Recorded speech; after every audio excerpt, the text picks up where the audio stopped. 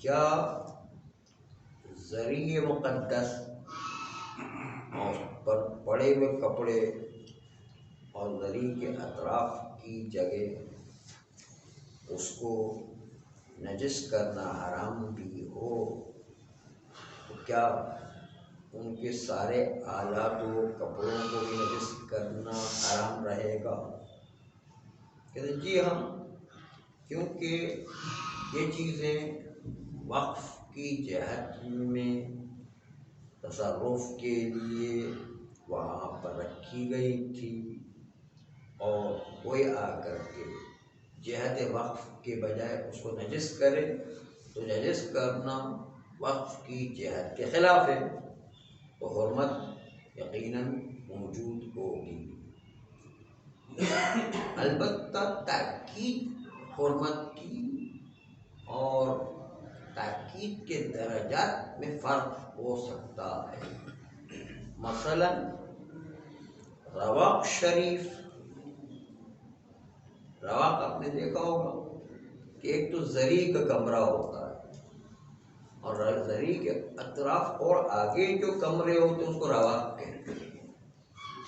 رواق شریف وہ باہر جو حرم کے صحن بنے ہیں اس کی نسبت سے زیادہ احترام رکھتا ہے، اور اس میں نجس کرنا زیادہ جو ہے وہ اس باہر کے صحن سے اندر کے رواق کو نجس کرنا زیادہ اس کی تاکید آئی ہے کہ نجس کرنا حرام ہو۔ اور اسی طریقے سے رواق سے زیادہ وہ کمرہ جس میں زری ہے وہ حرام، کم حرام اور زیادہ حرام بھی ہوتا ہے کیا؟ ہاں، کم حرام زیادہ نہیں، کم اور اس کے احترام کا پہلو جتنا ہے اسی کے احترام حساب سے نجس کریں گے تو حرام بھی زیادہ ہوگا۔ خود زری کو نجس کریں تو اس سے زیادہ حرام ہے، خود جو ہے امام علیہ السلام کی قبر میں جا کے اس کو نجس کرے تو اور زیادہ حرام ہو جائے گا۔ وہ جتنا بھی احترام زیادہ ہے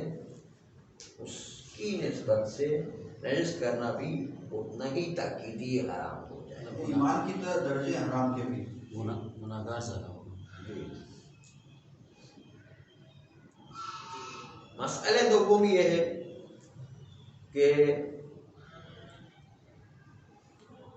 آیت طباطبائی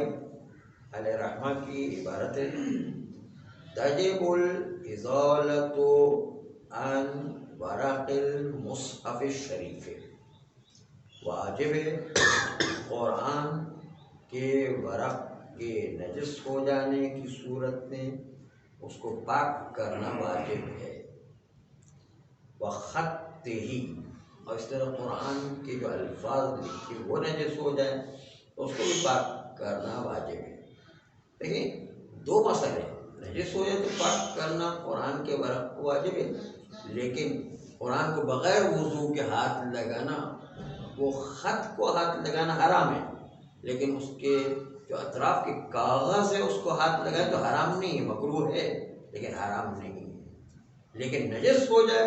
تو نجس جو اس کو پاک کرنا واجب ہوگا، چاہے اس پر الفاظ قرآن لکھے ہوں یا الفاظ قرآن لکھے ہوئے نہیں۔ جی ہاں، وضو کرنا پڑے گا، ورنہ تو جو ہے وہ قرآن کے الفاظ کو ہاتھ لگے گا نا، اس لیے وضو کر کے پاک کرنا پڑے گا۔ قرآن کی رحل جو کیا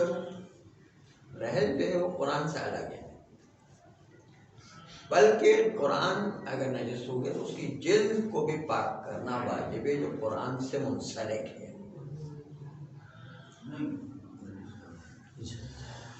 بلکہ اگر قرآن پر ایک غلاف چڑھا ہوا ہے حد کے حرمت کی صورت میں جلد و غلاف کو بھی پاک کرنا واجب ہے، اگر قرآن کی بے احترامی ہو رہی ہے تو۔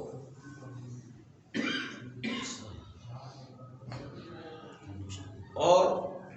نجس ہونے کی صورت میں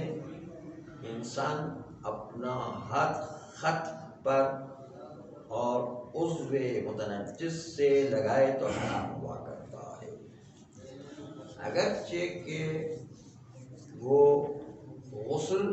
سے ہے، لیکن غسل و وضو سے ہے، لیکن نجس ہاتھ وہ نہیں لگا سکتا ہے۔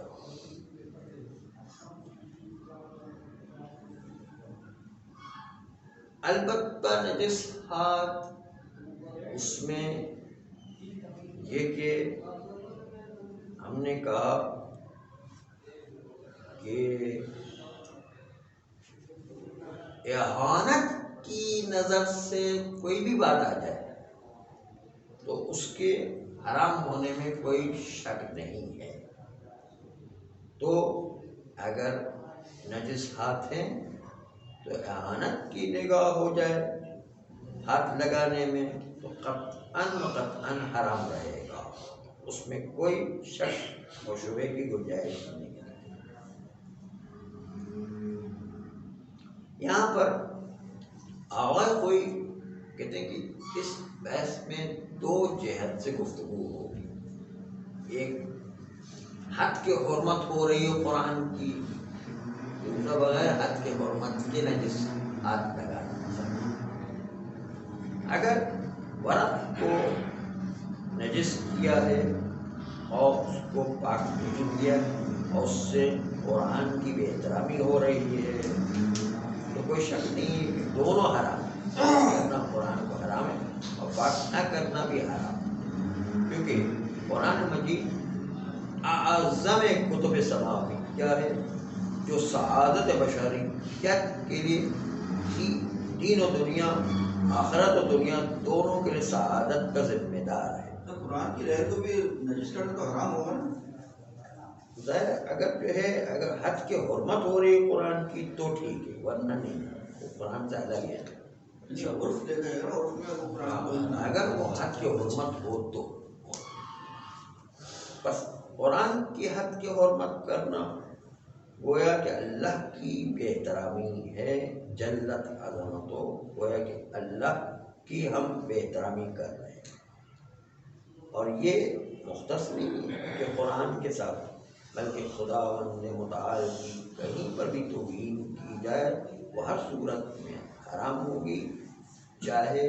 قرآن سے ہو چاہے غیر قرآن سے، بلکہ قرآن سے اگر اس پر تھوکتے ہیں قرآن اس سے بے احترامی ہوتی وہ بھی حرام، بلغم پھینکتے اس پر تو پھر بھی شدید تر حرام ہو جائے گا۔ بلکہ اگر نجس ہاتھ اس سے لگائیں اور اس میں نیت حد کے حرمت کی ہو تو مبغوض تعالی ہے اور شاید کفر و ارتداد کا سبب بھی بن سکتا ہے، کیونکہ یہ اللہ کی کتاب ہے جو رسول پر نازل کی گئی، اس کی بے احترامی کسی طریقے سے بھی جائز نہیں ہے۔ صلی اللہ